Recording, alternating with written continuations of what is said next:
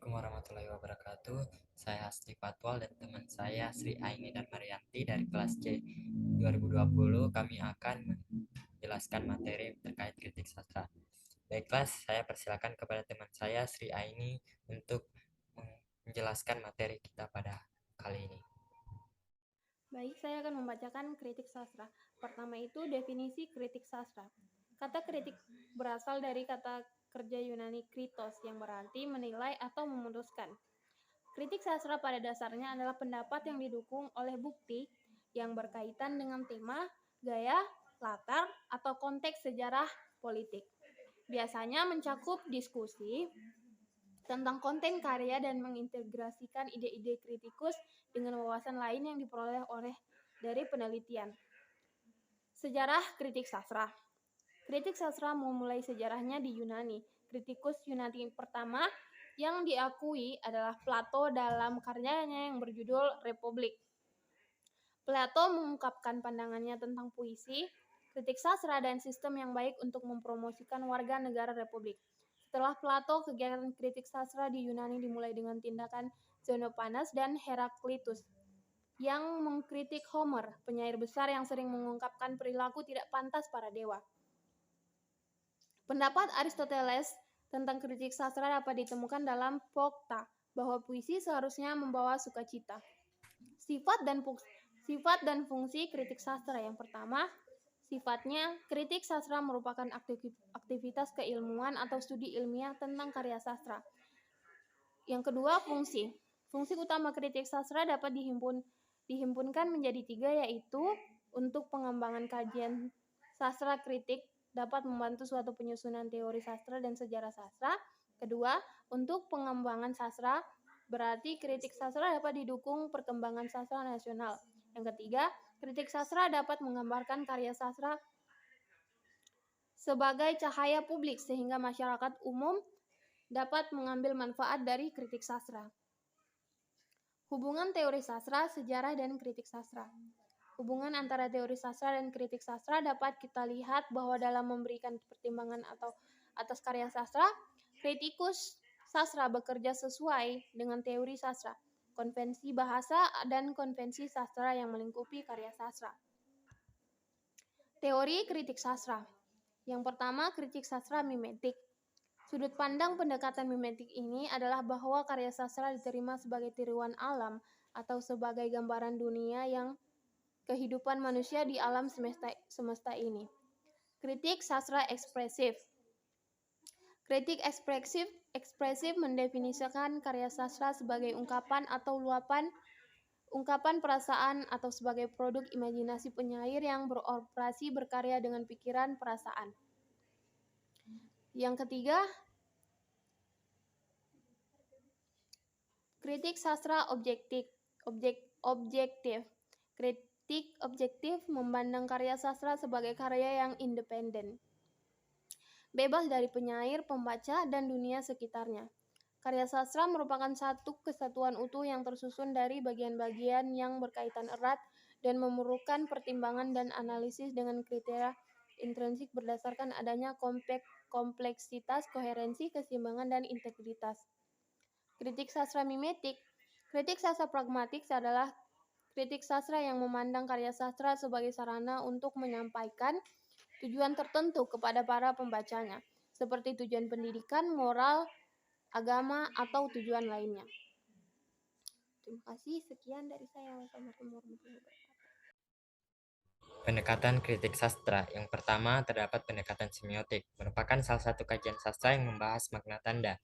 Pada pemahaman kajian sastra semiotika, semua karya sastra memiliki makna tanda sebagai pembangun karya, dan tanda dipahami melalui kajian semiotika.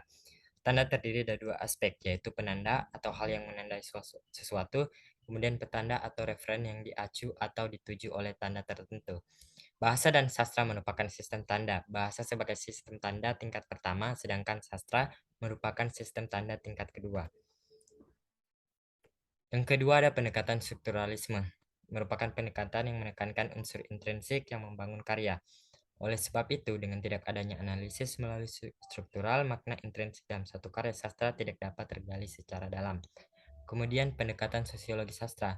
merupakan teori sastra yang menganalisis suatu karya sastra didasarkan dalam hubungan kemasyarakatannya. Sastra merupakan bagian dari gambaran kehidupan sosial yang dihadirkan melalui refleksi sehingga karya yang dibuat memang merupakan gambaran dari era sosial. Dalam karya sastra seseorang menyupai cerita yang menggambarkan kehidupan sosial dalam masyarakat seperti politik, sosial, ekonomi, budaya, dan agama. Oleh karena itu, karya sastra belum tentu murni fantasi dan imajinasi, namun karya sastra berasal dari akumulasi pengalaman pengarangnya. Kemudian ada pendekatan resepsi sastra atau dikenal juga sebagai reader response, merupakan teori yang memungkinkan peneliti untuk melihat bagaimana sebenarnya hubungan antara karya sastra dan pembaca. Dalam teori resepsi sastra, pendapat serta interpretasi pembaca memegang peranan kunci dalam proses penganalisisan karya sastra. Kemudian ada pendekatan psikologi sastra, merupakan salah satu kajian sastra yang bersifat interdisipliner karena memahami dan mengkaji karya sastra dengan menggunakan berbagai konsep dan kerangka teori yang ada dalam psikologi. Psikologi sastra mempunyai 4 kemungkinan pengertian, yaitu studi psikologi pengarang sebagai tipe atau sebagai pribadi, kemudian proses kreatif, studi tipe dan hukum psikologi yang diterapkan pada karya sastra, serta mempelajari dampak sastra pada pembaca. Kemudian ada pendekatan moral, yaitu pendekatan yang bertolak dari dasar pemikiran bahwa karya sastra dapat menjadi media yang paling efektif untuk membina moral dan kepribadian suatu kelompok masyarakat. Pendekatan ini berawal dari pandangan yang mengatakan bahwa karya sastra yang baik selalu memberikan pesan moral kepada pembaca untuk berbuat baik. Kemudian ada pendekatan feminisme, merupakan pendekatan yang mendasarkan pada pandangan feminisme yang menginginkan adanya keadilan dalam memandang eksistensi perempuan. Lahirnya pendekatan ini tidak bisa dilepaskan dari gerakan feminisme di Amerika yang berkembang tahun 1700-an.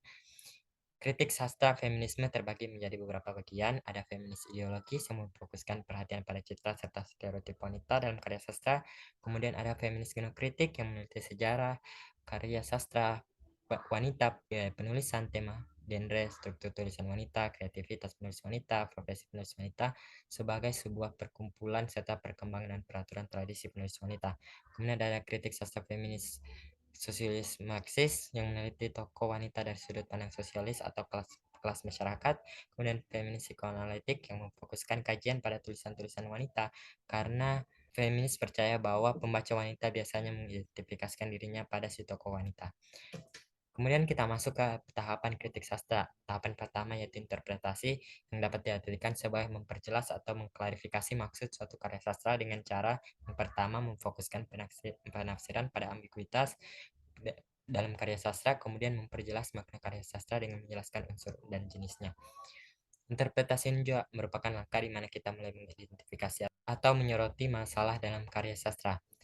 Kita dapat mengajukan pertanyaan seperti apa arti karya sastra ini, pesan apa yang ingin disampaikan, masalah apa yang coba disampaikan, dan bagaimana unsur-unsur dari karya ini disusun sedemikian rupa sehingga pembaca dapat menikmati. Kemudian proses analisis terdiri dari mendeskripsikan unsur-unsur yang membentuk sebuah karya sastra dan menelusuri hubungan antara unsur-unsur tersebut. Proses ini juga di mana kita membaca kembali objek penelitian kita sambil mencatat untuk mengumpulkan data yang terkait untuk mendukung interpretasi kita.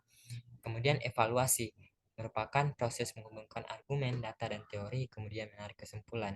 Secara sederhana, tahap ini adalah proses di mana kritikus sastra atau sarjana sastra mulai menyusun karya ilmiah mereka sebagai bentuk kritik sastra seperti jurnal ataupun skripsi. Baiklah, itu saja. Terima kasih.